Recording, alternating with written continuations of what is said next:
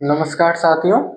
तो मेरा नाम है प्रभात और आपका मेरे YouTube channel Radha nursing academy में बहुत बहुत स्वागत है। तो वीडियो स्टार्ट करने से पहले आप लोगों से एक रिक्वेस्ट है कि जो भी साथी लोग हमारे चैनल पर पहली बार विजिट कर रहे हैं तो प्लीज हमारे चैनल को सब्सक्राइब कर लें और बेल आइकन को प्रेस करके ऑल वाले बटन पर जरूर क्लिक कर लें, जिससे कि जो भी वीडियो आगे हम डालेंगे उस वीडियो की नोटिफिकेशन आपके पास सबसे पहले पहुंच सके। तो जैसा कि हम बता दें आपको कि आज एक हम नया सब्जेक्ट स्टार्ट कर रहे हैं, वो है हमारा ऑब्स्टेट्रिकल एंड गायनेकोलॉजी। तो ओबीजी आज से हम स्टार्ट कर रहे हैं। तो ओबीजी में दो मोस्ट इंपोर्टेंट टॉपिक हैं, एक है हमारा ऑब्स्टेट्रिक स्कोर या हिस्ट्री एंड देन एक पढ़ेंगे हम expected date of delivery EDD. तो दोनों बहुत इंपॉर्टेंट हैं। तो हम वन बाय वन करके हम हर टॉपिक को थोड़ा अच्छे से पढ़ने की कोशिश करेंगे और आई होप हमारी हर कोशिश रहेगी कि आपको जितना हम पढ़ाएं वो सारा क्लियर हो विद नोट्स के। तो बने रहिए हमारे साथ। तो सबसे पहले हम स्टार्ट करते हैं कि ऑब्स्टेट्रिकल हिस्ट्री होता क्या है। तो सबसे पहले इसमें ये हम जानते क्या है कि एक फीमेल है तो फीमेल की ओवरऑल जितनी हिस्ट्री होती है, आपने अगर सुना हो GTPALS स्कोर होता है कि ग्रेविडा, ठीक है, क्या होता है, टर्म प्रेगनेंसी क्या होता है, ठीक है, प्री टर्म क्या होता है, ठीक है, लाइव बर्थ क्या होता है, स्टिल बर्थ क्या होता है, तो हम वो वन बाई वन करके जानेंगे।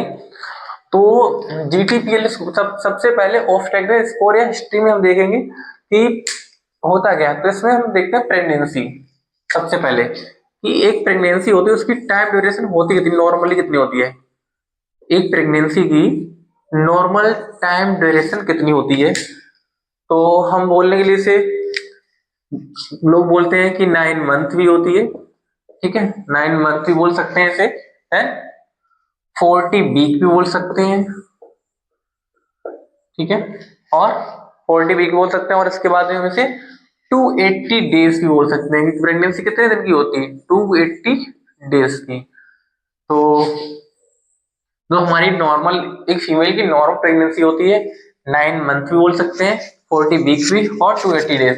तो फर्स्ट अगर ये क्वेश्चन हमारे कॉम्पिटेटिव एग्जाम में आ जाता है तो फर्स्ट प्रायोरिटी हम देंगे 280 डेज को, देन सेकेंड प्रायोरिटी हम देंगे 40 वीक को और देन थर्ड प्रायोरिटी देंगे लास्ट में किसको, 9 मंथ को।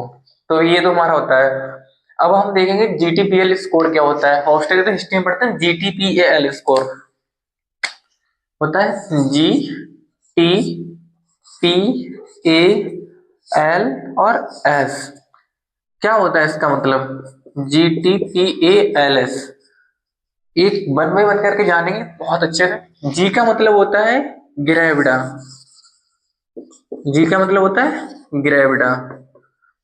टी का मतलब क्या होता है, टर्म, टर्म प्रेगनेंसी, ठीक है। देन पी का मतलब क्या होता है, pre term pregnancy, pre term pregnancy, pre term pregnancy. A का मतलब क्या होता है, एबॉर्शन, एबॉर्शन, ठीक है। एल का मतलब क्या होता है, लाइव बर्थ, और एस का मतलब लास्ट में क्या होता है, स्टिल बर्थ। हम इसमें नहीं, ग्रेविडा, ग्रेविडा मतलब क्या होता है, G4 होता है ग्रेविडा यानी total number of conceiving pregnancy, एक फीमेल ने कितनी बार प्रेगनेंसी को कंसीव करा है। तो इसे हम कुछ इस तरह मार्क करते हैं कि G0, G1, ठीक है, G2 एंड 3 और G4। तो हमने कुछ इस तरह से मार्क्स दिए, G1, G0, G1, G2 and G3 and G4। तो G0 का मतलब क्या होता है, G0 मतलब होता है नल्ली, नल्ली ग्रेविडा। क्या होता है, G0 मतलब होता है नल्ली ग्रेविडा। और G1 का मतलब क्या है, यानी जीरो मतलब कि इसने, इस फीमेल ने एक भी बार प्रेगनेंसी कंसीव नहीं करी, G0 मतलब होता है। G1 का मतलब इसने यानी कि एक बार प्रेगनेंसी कंसीव करी है। तो क्या उसे बोलेंगे, प्राइमी, प्राइमी ग्रेविडा। इसे हम बोलेंगे प्राइमी ग्रेविडा, जो कितनी, 1 बार। एक होता है फिर उसका अगला आएगा G2 एंड G3। तो इसे क्या बोलेंगे, मल्टी ग्रेविडा, यानी कि कितने मल्टी, यानी कितनी बार करा, 2 से 3 बार करा, प्रेगनेंसी करती 2 से 3 बार करिए, तो इसे क्या बोले, मल्टी ग्रेविडा। और और लास्ट है G4, जिसने 4 बार करी है, 4 से ज्यादा बार प्रेगनेंसी कंसीव करी है, वो उसे क्या बोले, ग्रांड मल्टी मल्टी ग्रेविडा। ठीक है, तो ये यहाँ तक हो गया। तो G4 क्या होता है, ग्रेविडा। तो G0 अगर वो मान लो है तो उसने उस फीमेल ने एक बार भी प्रेगनेंसी कंसीव नहीं करी। जो G बनोगा उसका मतलब उसका क्या, कि उस फीमेल ने एक बार प्रेगनेंसी कंसीव करी। और जिसका स्कोर G2 और G3 होगा उसका मतलब वो फीमेल कैसे, मल्टी ग्रेविडा, उसने कैसे 2 से 3 बार प्रेगनेंसी कंसीव करी है। और जो G4 यानी 4 या 4 से ज्यादा बार प्रेगनेंसी कंसीव करी उसे क्या बोले, ग्रांड मल्टी ग्रेविडा। तो यही होगा किसका, G4 ग्रेविडा। अब हम देखेंगे नेक्स्ट है टर्म प्रेगनेंसी। कि टर्म प्रेगनेंसी क्या होती है, टर्म प्रेगनेंसी क्या होती है, तो जो 37 वीक और कितना है, 37 वीक और मोर देन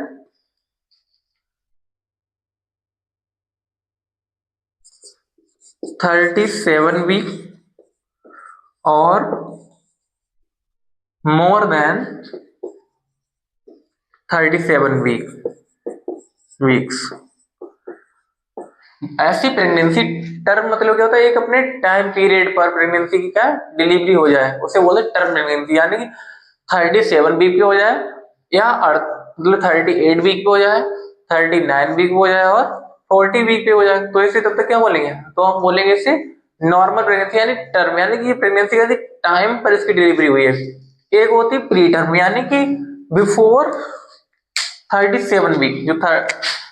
अगला है प्री टर्म। प्री टर्म क्या होता है, टाइम से पहले, तो कितना होगा, before 37 weeks, 37 weeks of gestation.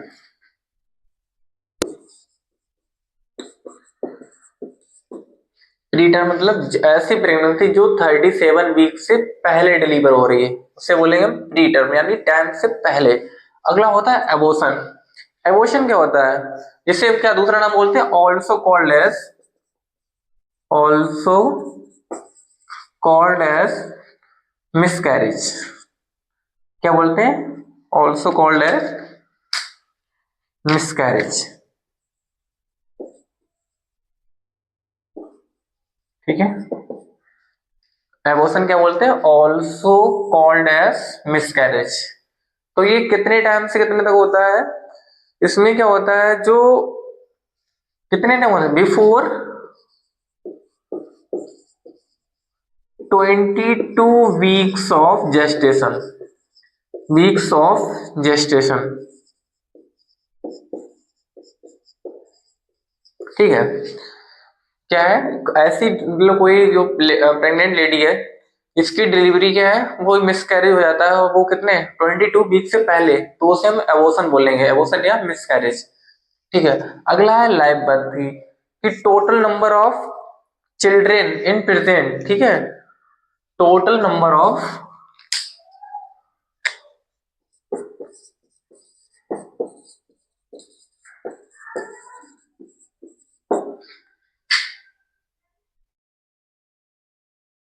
Live children,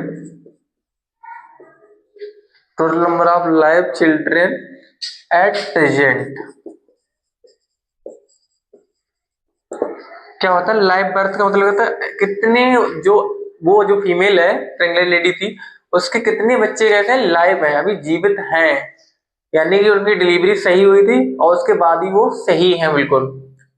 कि मतलब एक तो उसकी टर्म प्रेगनेंसी हुई थी, टर्म पे, और वो मतलब बिल्कुल सही है, फुलफिल। ठीक है, लास्ट है स्टिल बर्थ। स्टिल बर्थ का मतलब क्या होता है, स्टिल बर्थ का मतलब क्या होता है, यानी कि ऐसे बेबी जो कैसे हुए, डेथ पैदा हुए हो, डेथ, स्टिल बर्थ में। जैसे बोलते हैं when we separate the baby from the mother and the baby not show any evidence of life. यानी क्या टोटल उसका मतलब ये होता है, स्टिल बर्थ का मतलब होता है डेथ, पैदा मतलब बेबी का डिलीवर होना। तो ये तो है ऑब्स्टेट्रिकल स्कोर या हिस्ट्री। तो G for gravida, T for term pregnancy, P for return, A for abortion, L for live birth, S for still birth. तो आई होप इतना तो आप लोगों को क्लियर हो जाना चाहिए जो अभी तक हमने ऑब्स्टेट्रिकल स्कोर या हिस्ट्री देखी है। अब हम सेकेंड टॉपिक देखेंगे, ईडीडी, ईडी और डी यानी कि expected date of delivery. Expected date of delivery क्या होता है इसमें, हम अगर हमें लास्ट एलएमपी पता होती है, लास्ट मेंस्ट्रुअल पीरियड वाली डेट पता होती है, तो उससे हम क्या एक अनुमान लगा सकते हैं कि ये वाली डिलीवरी है या तो 7 दिन आगे हो सकता है या 7 दिन मतलब पहले, मतलब उस डेट तक डिलीवर हो जाएगी। तो एक हम बहुत इजी वे से पढ़ेंगे, कभी भूलेंगे नहीं आप, जिस तरह हम बताएंगे आप कभी भी नहीं भूल सकते, इस चीज की मेरी गारंटी है। ईडीडी मतलब एक्सपेक्टेड डेट ऑफ डिलीवरी। अगर सपोज दैट करो, पहले तो एक हम बता रहे हैं कि नॉर्मल जो साइकिल होती है फीमेल की, नॉर्मल जो मेंस्ट्रुअल साइकिल होती है,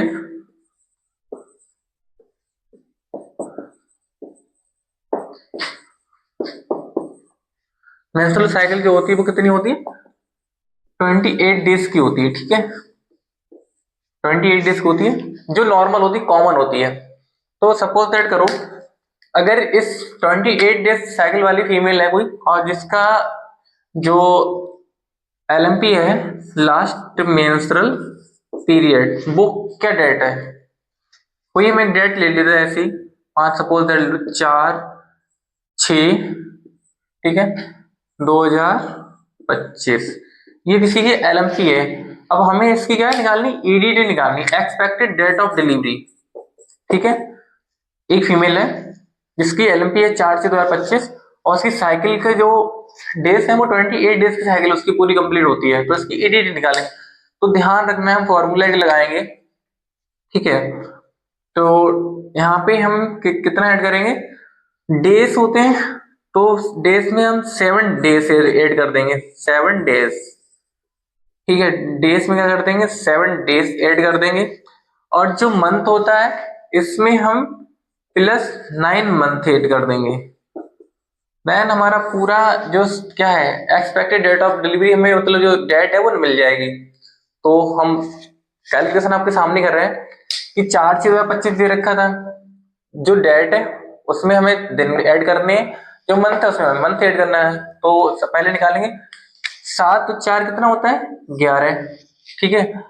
अब मंथ ऐड कर लो आप, तो 6 मंथ कौन सा होता है, यानी कि जून होता है, जनवरी फरवरी मार्च अप्रैल मई जून, हाँ तो जून, जून में 9 मंथ ऐड करो, तो जुलाई अगस्त सितंबर अक्टूबर नवंबर दिसंबर जनवरी फरवरी मार्च, यानी कितना हो गया मार्च। तो 11 मार्च 2026, ये तो निकल गई इस वाले की 28 डेज की अगर किसी साइकिल है तो। अब सपोज दैट एक एग्जांपल हम और दे रहे हैं आपको, किसी की साइकिल है वो कितनी है, 30 डेज की है, मेंस्ट्रुअल साइकिल है वो कितने दिन की है, 30 डेज की है। तो इसकी हम कैसे निकालेंगे, तो 30 डेज के लिए क्या करेंगे, यहाँ पर हम कोई डेट ले लेते हैं, एक हम यहाँ पर ऐसे उठा लेते हैं कोई भी, 5/3/2025, ये क्या है, एलएमपी है किसी भी, जो फीमेल है उसकी मान लो एलएमपी है। अब हमें यहाँ निकालेंगे इसकी ईडीडी, और साइकिल कितनी 30 डेज की है, तो ध्यान रखना है यहाँ पर। तो इसमें क्या करेंगे, +7 डेज, ठीक है, 7 डेज को ऐड करेंगे, +9 मंथ ऐड करेंगे हम यहाँ पर, ठीक है। इतना करने के बाद क्या करेंगे, तो 7/5/12, मार्च है, मार्च में 9 मंथ ऐड कर लो, अप्रैल मई जून जुलाई अगस्त सितंबर अक्टूबर नवंबर दिसंबर, यानी कि कितना हो गया दिसंबर, 12/12/2025। साइकिल कितने दिन की, 30 डेज के, तो इसमें क्या करें हम 2 डेज को ऐड कर देंगे यहाँ पर, जो क्योंकि नॉर्मल साइकिल कितनी 28 डेज की होती है और इसमें हम 2 डेज को ऐड कर देंगे, यहाँ नहीं है, कितना हो जाएगा, तो 12 प्लस 2 इक्वल टू यहाँ पे कितना आ जाएगा 14। तो ये डिलीवरी कब होगी, 14/12/2025 को।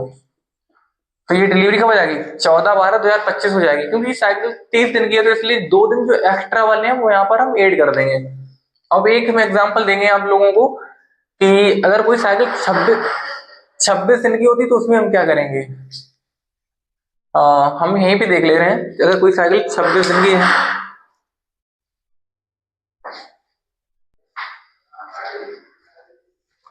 अब हम एक एग्जांपल देखेंगे कि किसी साइकिल 28 डेज की है, मेंस्ट्रुअल साइकिल कितने दिन की है, 26 डेज की। तो इस कंडीशन में क्या करेंगे हम, इस कंडीशन में हम जो डेट है, कोई भी डेट ले रहे हैं हम यहाँ पर, सपोज दैट यहाँ पे हम उठा लिए 2/6 और 2025, ये किसी की LMP है, ठीक है। अब हमें निकालने के EDD निकालने इसकी, साइकिल 26 डेज की किसी कोई फीमेल है, तो क्या करेंगे यहाँ पर हम डेज में तो हम +7 डेज कर देंगे, +7, ठीक है, +7 डेज। जो मंथ है उसमें कितना कर देंगे, 9 मंथ ऐड कर देंगे, +9 मंथ, ठीक है। तो ऐसे हम कर ले रहे हैं, तो कितना हो गया, 7 2 9, महीना कौन सा, जून, जून में 9 मंथ ऐड करोगे कितना, जुलाई अगस्त सितंबर अक्टूबर नवंबर दिसंबर जनवरी फरवरी मार्च, यानी कितना हो जाएगा 9/3/2025। अब ध्यान रखना ये साइकिल कितने दिन की थी, 26 डेज की थी, तो यहाँ पे क्या करेंगे, यानी कि ये 28 से कितना कम थी, 2, तो यहाँ पे माइनस कर देंगे इसमें से 2, तो कितना आ जाएगा 7/3/2025। तो ये क्या निकलेगी इसकी EDD, ठीक है। इस तरह से आप निकालें, कभी भूलेंगे नहीं। ध्यान रखना जितना 28 डेज से कम होगा उतना जब टोटल जितनी निकले, प्लस पहले आप कर रहे हैं +7 डेज एंड 9 मंथ आपको ऐड करने हैं, उसके बाद जो निकले, अगर यहाँ से 28 दिन से कम की साइकिल जितना कम है उतने दिन वहां से माइनस कर देंगे, जितना 28 से ज्यादा है तो उतना ही हम प्लस कर देंगे। तो ये हमारी क्या है, एक्सपेक्टेड डेट ऑफ डिलीवरी, ऐसे हम बहुत आसान तरीके से निकाल सकते हैं, कोई भी डाउट नहीं हुआ। आई होप सब लोगों क्लियर हो गया होगा।